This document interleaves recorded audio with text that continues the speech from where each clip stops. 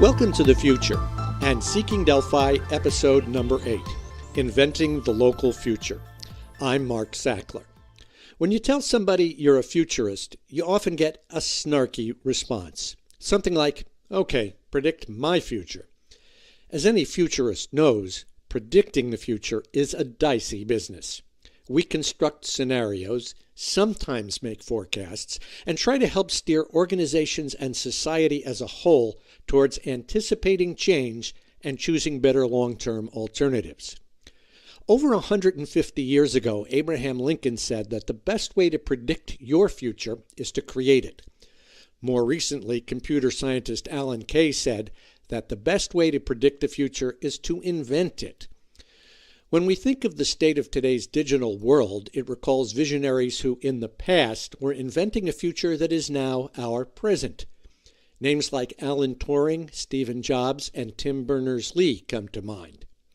And as for inventing the futures of energy, transportation, and space travel, hardly a day goes by without hearing the name Elon Musk. But what about the rest of us? We can't all be Stephen Jobs or Elon Musk. Beyond creating our own personal future, is there anything the rest of us can do to create a better world? Neil Richardson is co-author, along with Rick Smyer, of Preparing for a World That Doesn't Exist Yet. They suggest that there is.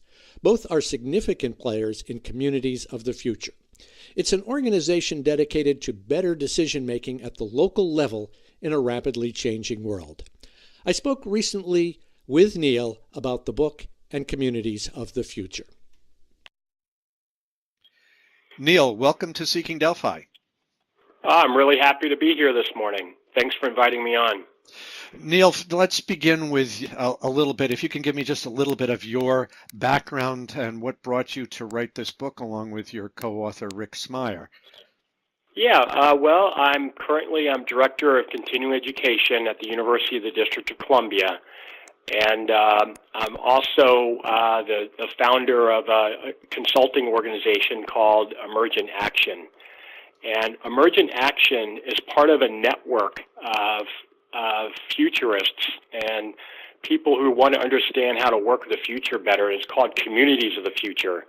And it's a 25-year-old organization with about 400 folks that are involved in this, and it was started by my co-author of our book, Preparing for a World That Doesn't Exist Yet, Rick Smyer, and a whole bunch of other smart folks a couple decades ago, but it's continued to evolve, and the ideas in the book are actually representative of not just Rick and I, but also these 400 really engaged and wonderful people. Tell me a little more about the Communities of the Future, the mission, what you're doing, what have you been able to accomplish so far?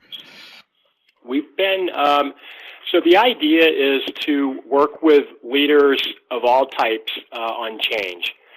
And so in the network, we have urban planners, we've got economic developers, we've got coaches that work one-on-one with people and involving leaders. We've got psychologists. We've got a whole variety of folks, and deans of schools and CEOs of companies. So we've got this really engaged network of people that want to understand change. And then one of the things that we've probably gravitated towards is change in local communities. And the scale is right. Changing, an entire society or an entire planet is a big chunk to kind of take out all with one bite. But we've found that working in mid to smaller communities and/or organizations, a lot of the ideas that we talk about in our book are applicable. And so we've worked in communities and organizations. So effectively, this is an attempt to actually apply the philosophy of thinking globally and acting locally. There you go. Exactly.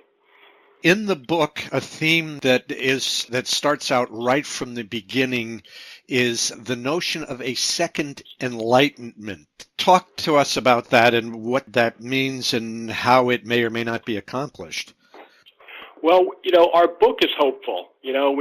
A lot of futurists, not that they're cynics, but a lot of futurists are quite frankly afraid of the future.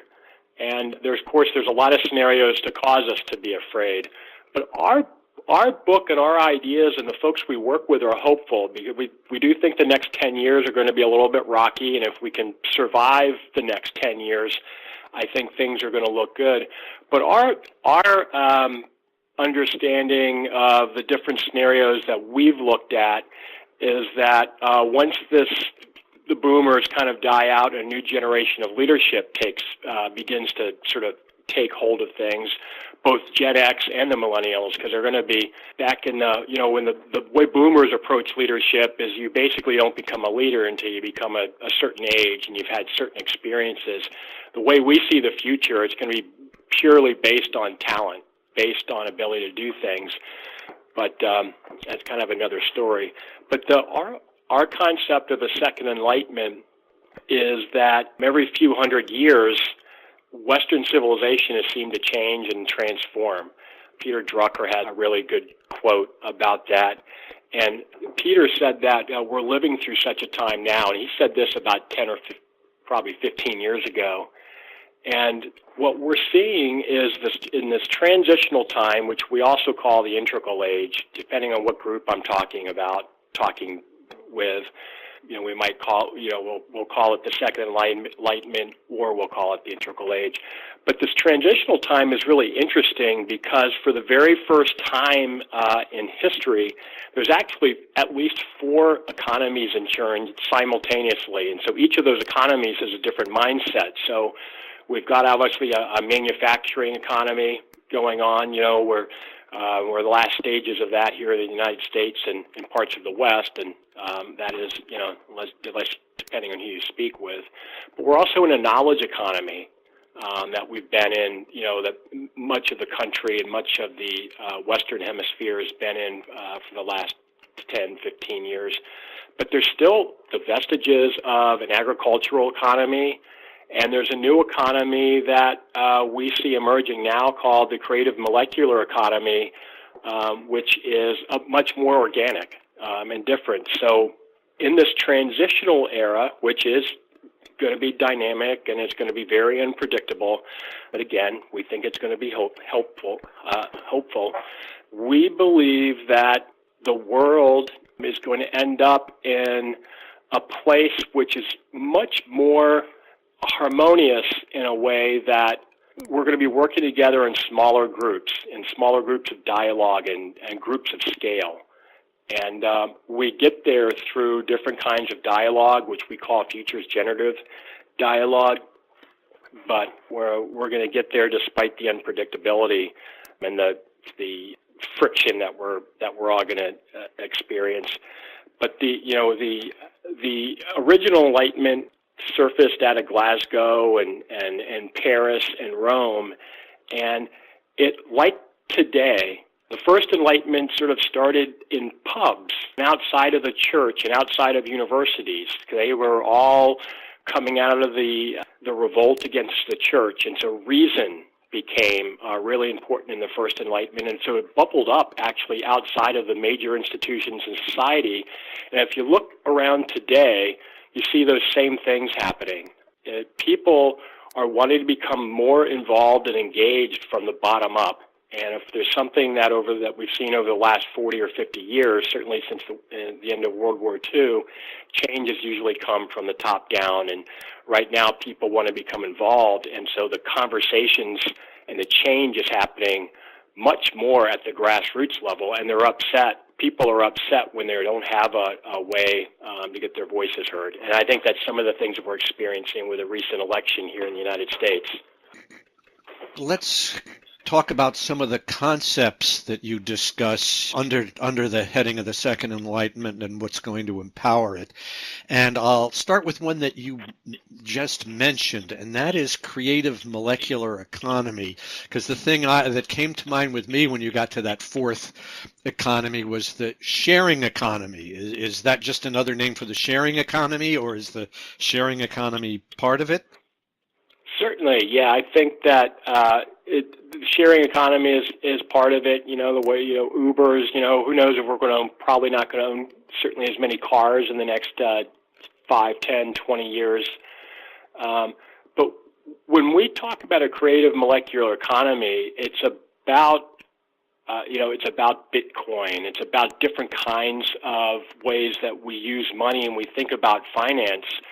In the past, since the monetary system's been developed, depending on who you talk to, the last 300 or 400 years, it's kind of been based on a transactional approach or understanding. And it was kind of based on physics. You do one thing and that reaction is going to cause this action.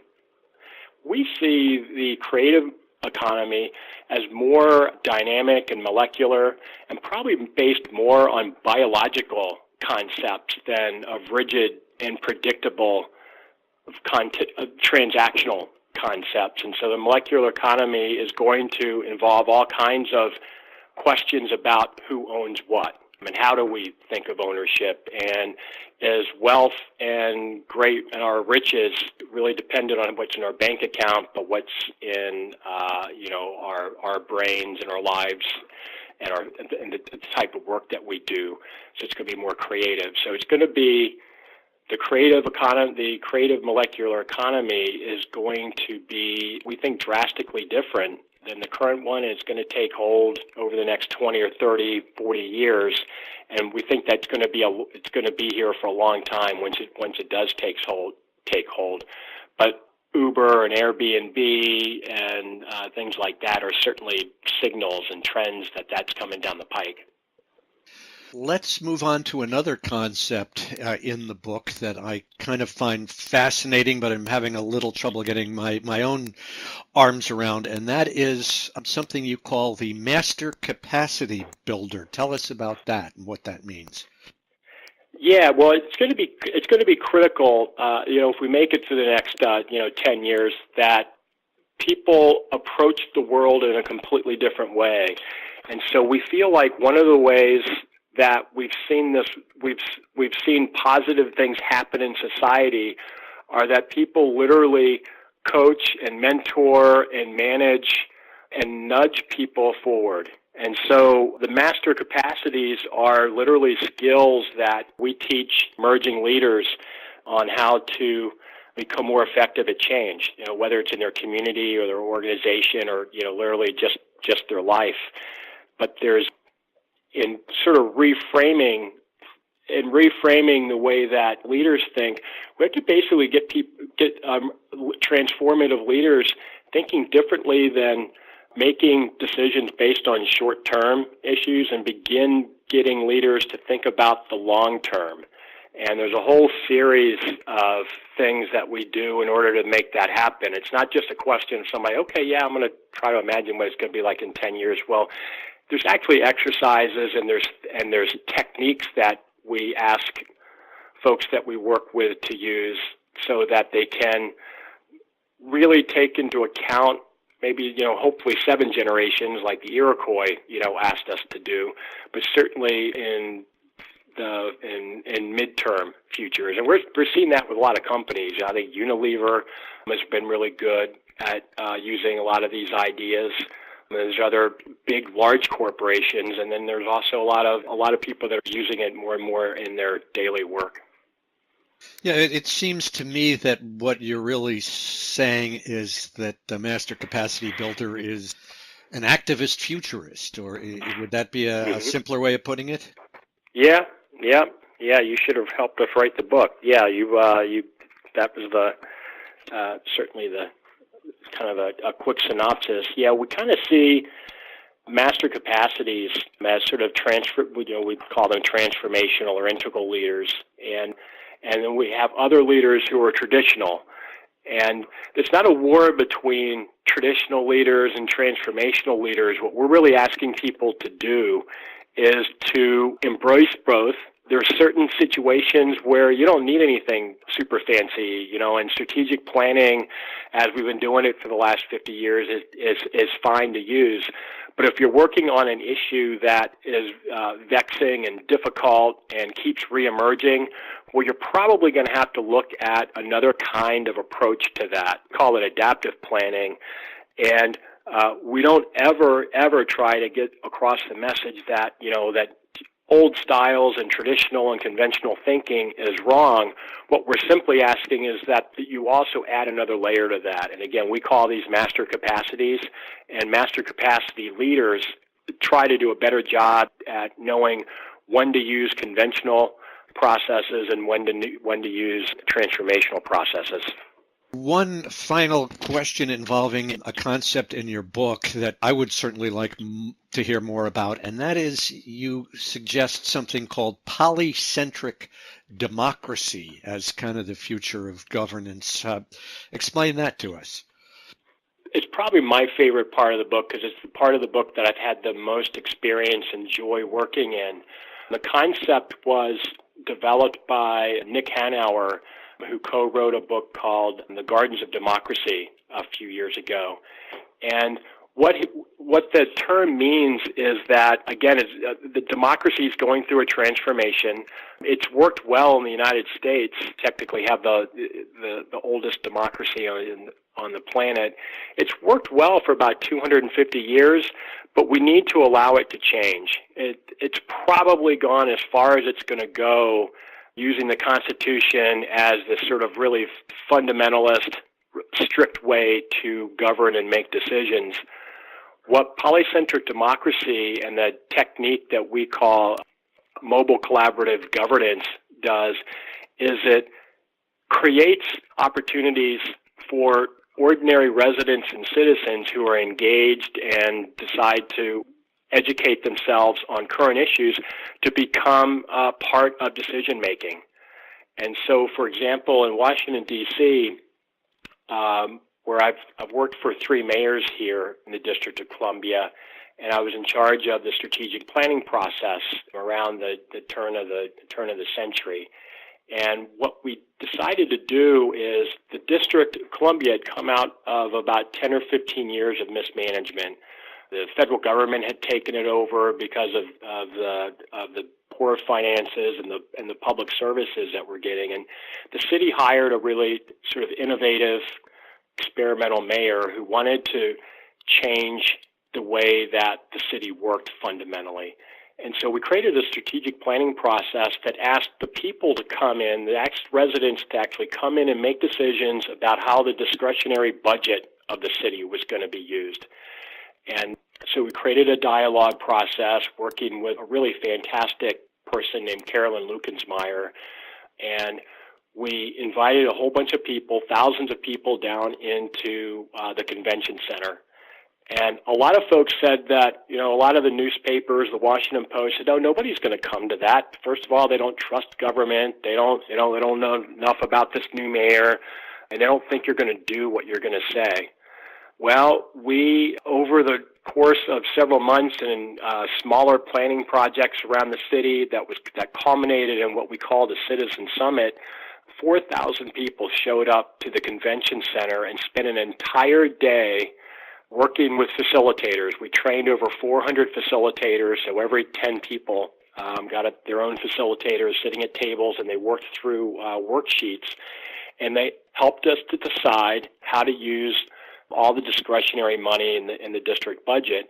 And what that did is, number one, it brought in the public that had been pushed out of district government for a long time, and it put them in the decision-making capacity. Okay, well, this is what we've got 3 or 4 great policy choices. They're all good ideas, but we can only fund 1 or 2 of them. Let's talk about them together at the table and do this facilitated dialogue, and then we're going to make some decisions about what we feel like we need to do. And while we're doing the old-fashioned dialogue, which is the most critical thing we could have been done, we've also got it hooked up electronically. So each citizen's had a keypad. This was back in 2001, before everybody had cell phones. But we were able to collect all the thoughts and a lot of pure data just on people's keypads. And then while the conversations were being facilitated, we had note keepers that were writing things, and we're on big screens around the room. We were showing different ideas that were coming out of each table. And so it was a really fantastic first look at what kind of mobile collaborative democracy, polycentric democracy could be. And it's a way that governance can happen and should happen more and more, particularly since all of us can sit in front of a computer and we can look up, educate ourselves on policy issues.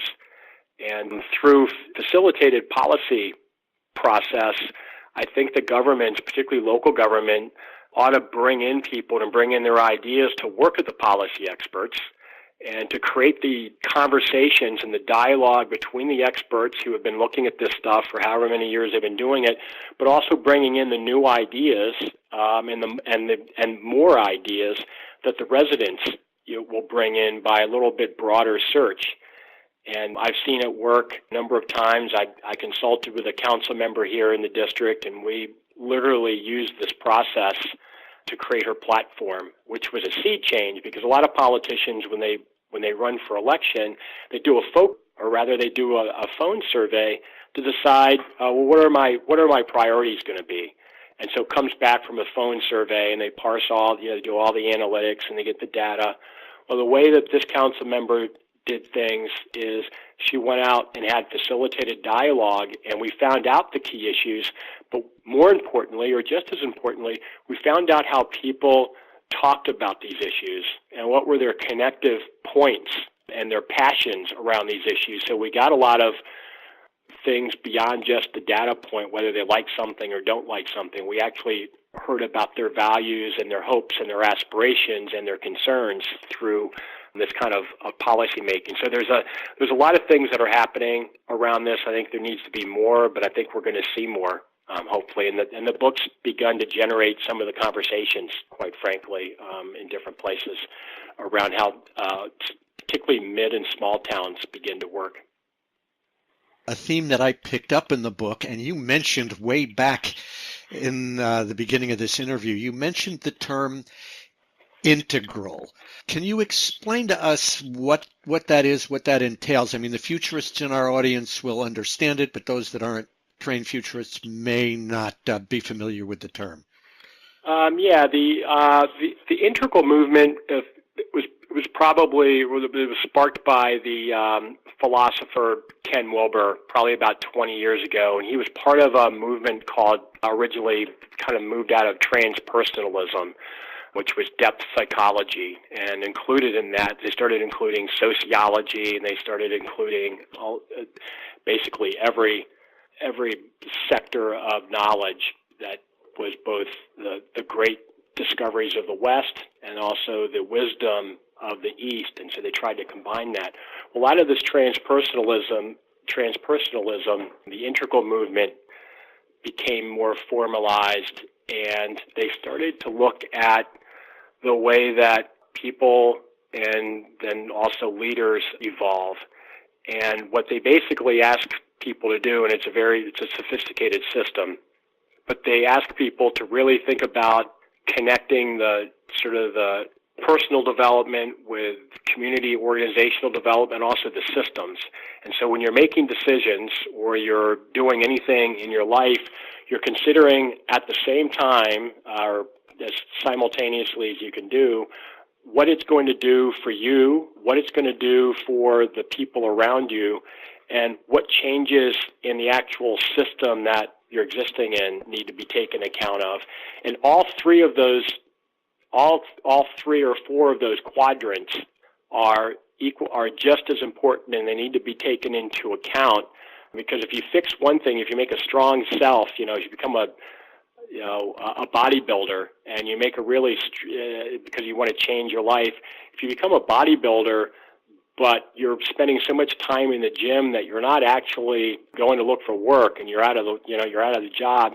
Well, you fixed your health, and you've become much more healthy in one sector of your life, but you haven't spent enough time to go get the job you need in order to support your family. So it's kind of a simplistic view, but the whole notion is that you look at and take into account all parts of the system, both now, you use the context of the past, and then you also think about the future. And so I find the integral framework very compelling around whole system development. And I distinguish it between just systems theory, which I sometimes find does not take into account some of the spiritual aspects of people and systems, which is why I generally use the word integral rather than sort of systems theory. Neil, thank you so much for your time, and best of luck with your continued good work in communities of the future going forward. Thank you. This has been really fun. Yeah, I look forward to speaking with you in the future.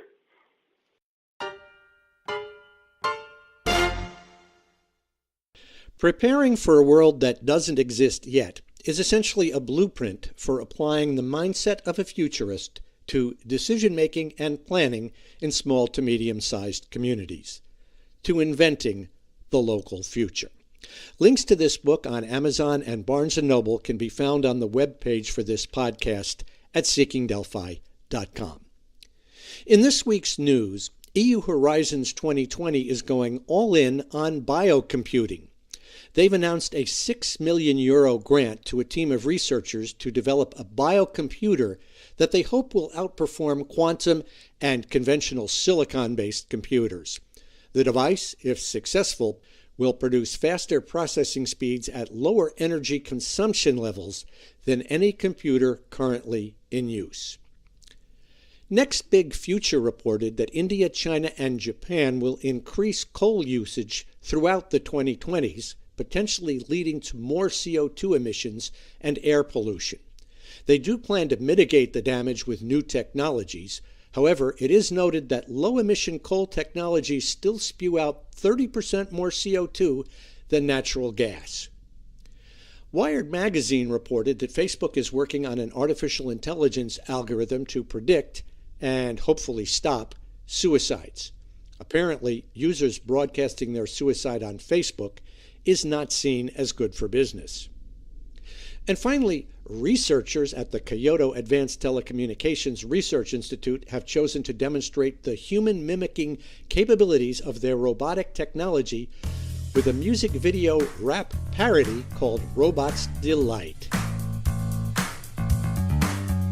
I said the hip hop, the hippie to the hip hop, and you don't stop a rocket to the bang bang. I'm thinking the robot should keep its day job. Links to these stories can be found at the Seeking Delphi webpage for this broadcast. And don't forget that you can subscribe to these programs on YouTube and iTunes. As always, your comments, questions, and suggestions for future content are always welcome. Special thanks to my guest, Neil Richardson. My technical advisor is Mohammed Maroof. Until next time, I'm Mark Sackler.